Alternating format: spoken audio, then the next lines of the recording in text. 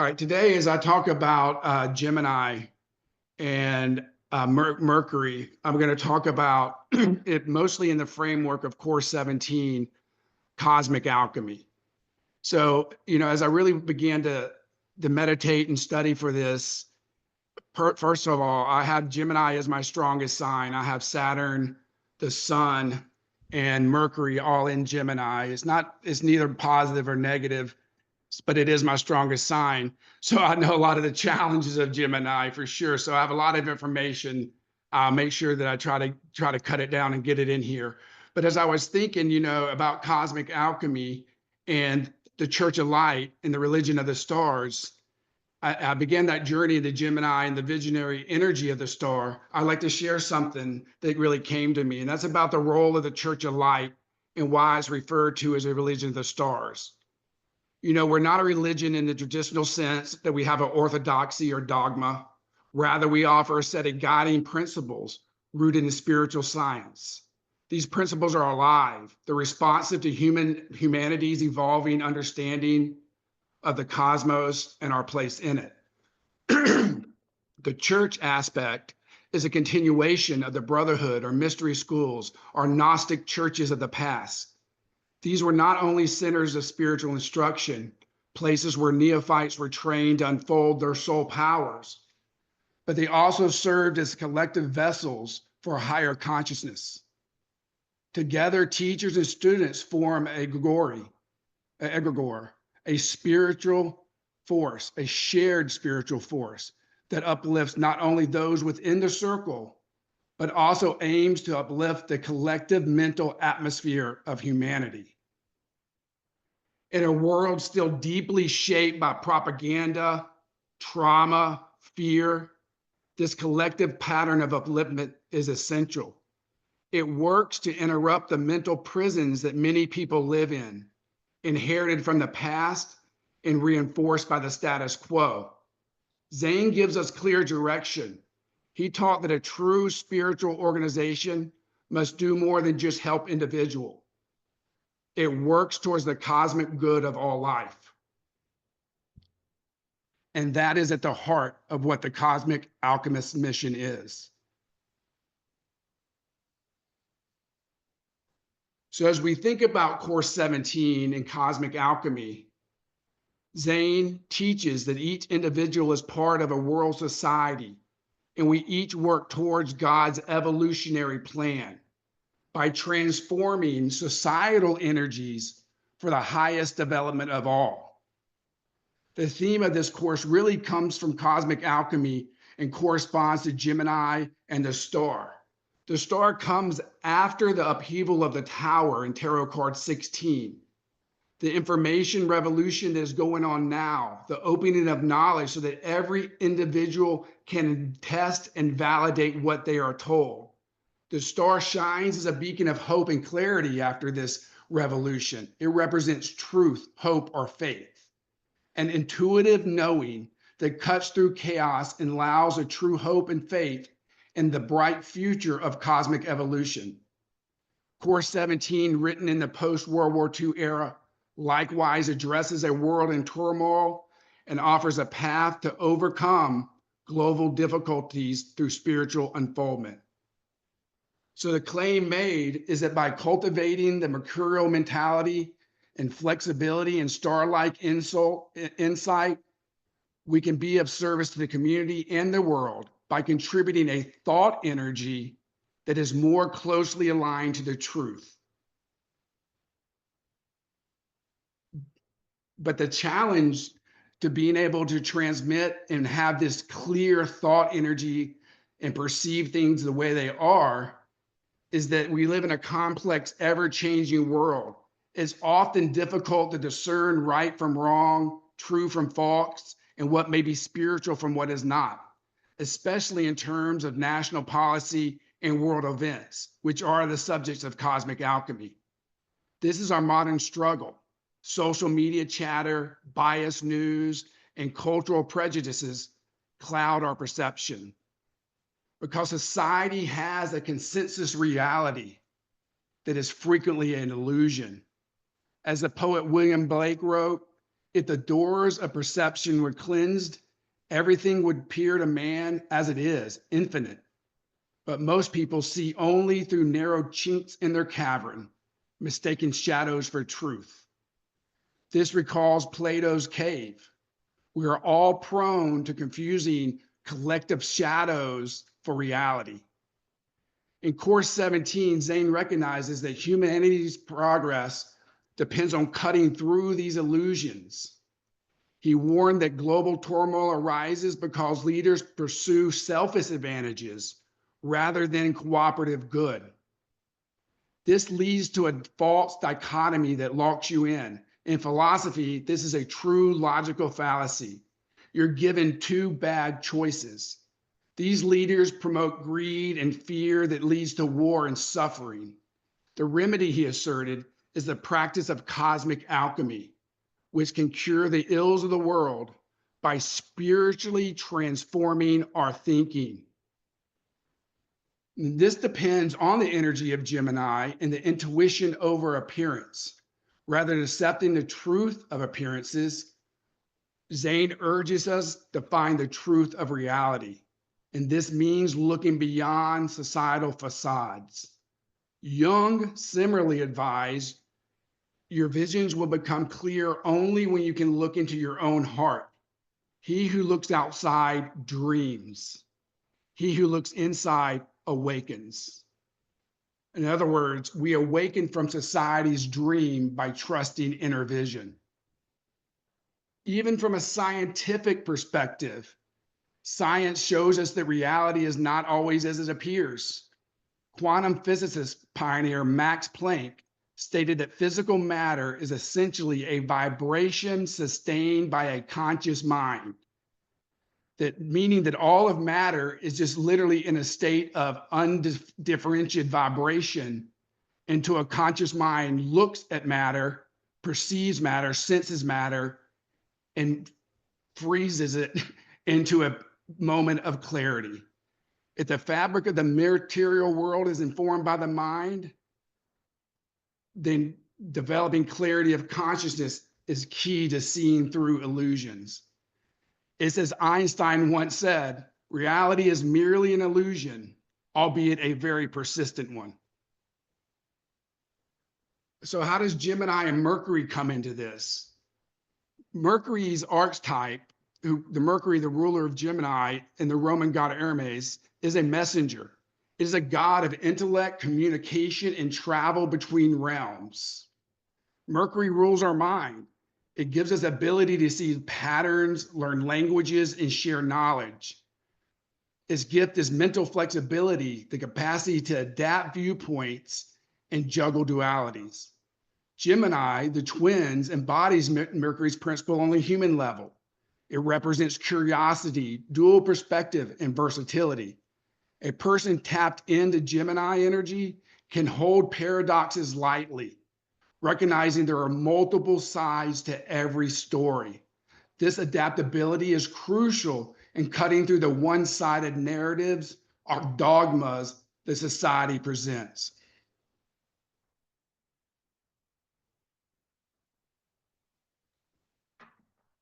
It's no coincidence that Mercury is the closest planet to the sun, and it rules the power of communication. In the beginning was the Word, says Scripture. This highlights how vital communication is to creating reality. By naming and framing our experience, we shape perceptions.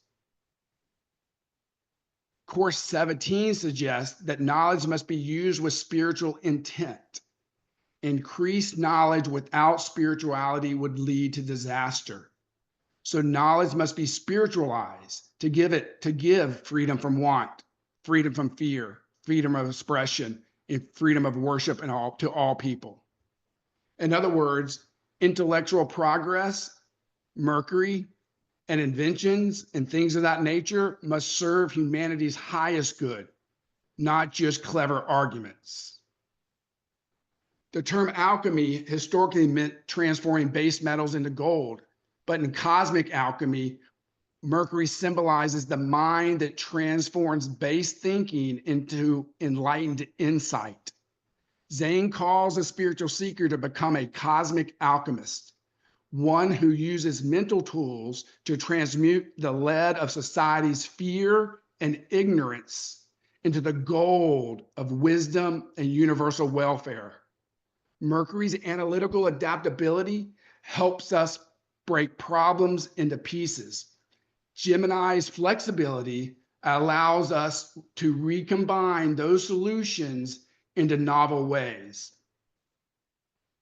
I don't know if you've heard of Buckminster Fuller, but he was a visionary inventor, and he once emphasized the proactive use of intellect for humanity by saying, "We are all called to be architects of the future, not its victim."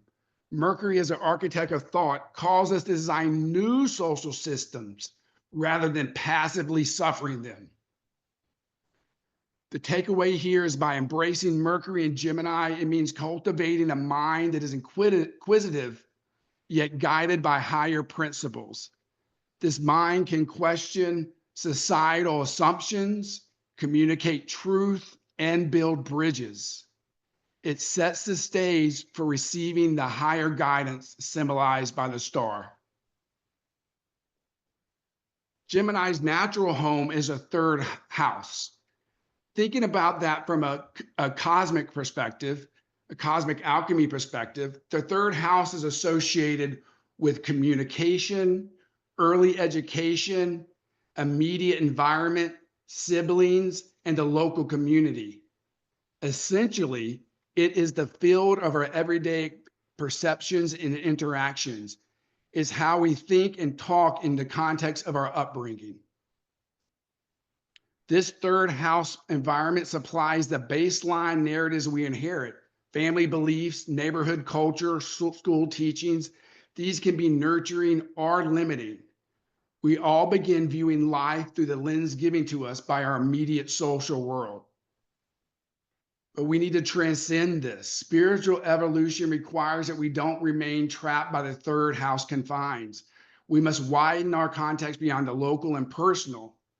Zain describes each person not just as a citizen of a country or family, but a citizen of the universe. Cosmic alchemy emphasizes our role and responsibilities as citizens of the cosmos. As citizens of the cosmos, it's as timely today as it was in 1946. It is not merely a treatise on being a citizen of a nation, but on being that citizen of a cosmos. This shift in identity expands the mind beyond the local biases to a universal perspective. By seeing ourselves as part of a global community, we break the illusion that our narrow environment is the whole reality.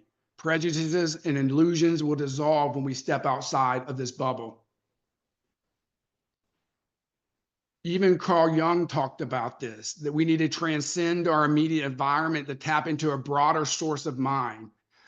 Carl Jung called this a collective unconscious, a shared reservoir of archetypes and knowledge of the human race. But when we move beyond human conditioning, we access these deeper truths. The collective psyche can be seen as a cosmic environment of the soul. Thus, broadening perception will allow intuition to pour in, uniting us to the universal laws and patterns that our local society might have obscured. And that's where the star card comes in. After the lighting of the tower, the star card is a calm truth, revealing light. It is linked to Gemini and encourages us to trust our inner guidance and the promise of a better tomorrow. Intuition is that inner starlight, a subtle knowing that is not just a logical deduction, but a deep, direct perception of the truth. It helps us rise above the noise of the world. Rather than escapism or superstition, true spirituality is clear-sighted and practical. It aligns with universal law, not societal dogma. Zain reveals truth behind spirituality and how to attain it, like clarifying that spirituality is about awakening consciousness and applying it in life. Many people confuse spirituality with rigid religion or vague mysticism. Course 17 refines it as clear perception of divine principles and compassion in action. When you cultivate your inner star through meditation, prayer, or study, you develop what Zain calls self-assured intuition that replaces confusion. You learn to trust that still small voice within, or when to know it's one of your own complexes. This insight can reveal when society's emperor has no clothes. For example, someone with a sharp intuition might feel that a popular policy lacks integrity, even if all of media says otherwise. They perceive the dissonance. History's great visionaries, from prophets to innovators, often had star-like guidance that led them beyond what their contemporaries were accepting as true. But importantly, Mercury has two signs. With Virgo's rational mind and Gemini's intuitive mind, they're not enemies, but partners. Zane's approach is to use scientifically determined truths and self-assured intuition together. We honor both the analytical and the mystical. As Einstein said, the intuitive mind is a sacred gift, and the rational mind is a faithful servant. We have created a society that honors the servant and has forgotten the gift. In our journey, we aim to balance that, elevating intuition back to its guiding role, like the star shining above Mercury's winged helm, providing direction to our thoughts. Now, what does that mean for the broader cosmic alchemy and the vision of what society can be? Cosmic Course 17, Cosmic Alchemy, was written in the aftermath of World War II, and it directly addresses collective ills. It has chapters like Conquest of War and Abolition of Poverty. But these are bold utopian aims, essentially early articulations of what harmonious future should achieve. Zain believed these could be realized through applied spirituality and social alchemy. He wrote that cosmic alchemy explains how the world difficulties can and ultimately be overcome. That's a hopeful assertion that war, want, and justice are not eternal, but they're problems to be solved with higher consciousness. And if you take a moment to reflect on where we are in history, it's an empirical fact that less humans are currently suffering true poverty than ever in the history of humanity. So we are making progress in certain areas. If you look at the world, more people have freedom of expression and freedom of worship than ever before, certainly in different populations. You know, there are countries with billions of people that live there that don't have those things. But from a historical context, we're making significant progress in some of these things, from the poverty, from people not being who they want to be and not being able to worship what they want. The conquest of war seems to be one we still struggle with. Part of this evolution in society's transformation involves religion and belief systems. Over time, humanity's spiritual understanding must evolve beyond sectarian dogmas into a universal spirituality.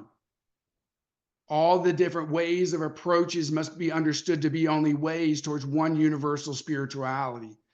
Cosmic alchemy likely critiques the maligned and misunderstood nature of spirituality in its current form, and we must seek to elevate it.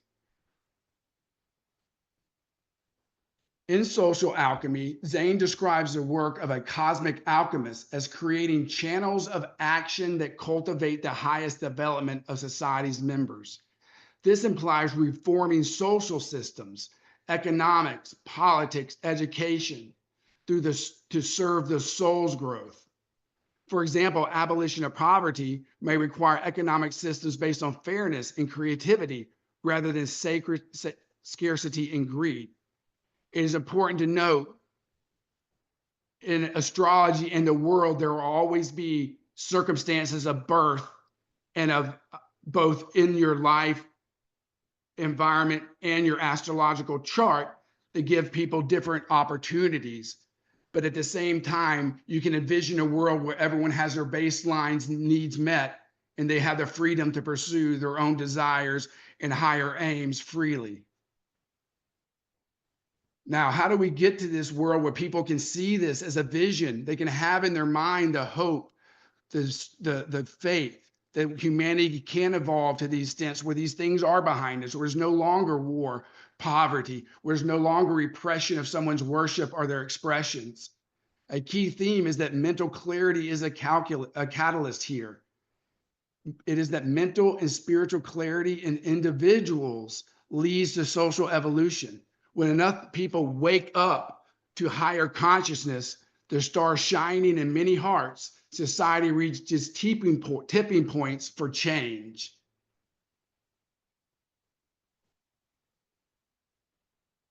So in conclusion, as we think about cosmic alchemy, the awakened visionary, cosmic alignment with universal laws, the journey of Course 17 is about awakening a visionary consciousness in ourselves, one that is clear, intuitive, and in tune with cosmic principles. It's about becoming, in effect, the star, a source of light and guidance amid darkness for others. It is about embodying the Mercury Gemini as an agile, enlightened communicator of the light. But we must rise above the noise. By using the insight of cosmic alchemy, we learn to rise above society's illusions and see with a higher perception. We see a utopian visionary future. Like the star card, we kneel with 1 foot in the waters of the collective unconscious and 1 foot on the solid ground of reason, bridging the two. We pour out the waters of our wisdom to heal our environment. We trust our inner super intelligence, and we operate on the 4 universal principles. This requires an integration of science and spirit. This awakened state honors the material and spiritual alike. It is as scientific as it is mystical. In Zain's words, we must be willing to test what the ancients taught in an effort to perceive how much is truth and how much is rubbish. And to know what they taught, we must learn the language they inscribed on the tarot cards. This encapsulates our approach. Open-minded inquiry, empirical validation, and symbolic intuition go hand in hand. Quantum theory opens science to unseen realities. Jung opened psychology to the soul. Fuller's designs show technology can harmonize with nature. All these confirm that when we align universal law, our efforts are magnified by the cosmos itself. Imagine a society where leadership is guided by spiritual insight, where education fosters intuition and compassion, where media communicates truth and inspiration, where economics and politics aim for universal welfare. This is not just a fantasy. It is the next step in our collective evolution. We see early sprouts of it even now. Global meditation movements, open source knowledge sharing, youth advocating for peace. The star of vision is rising. Each listener is invited to practice cosmic alchemy in their own life. Refine your mind, listen to your soul, meditate, speak your truth, and act with integrity. As you do, you will not only find personal clarity and purpose, but you become one of those shining stars contributing to the highest development of all. You fulfill what Zain calls a great evolutionary plan, helping spirit manifest more fully on earth. Take a moment and a few deep breaths.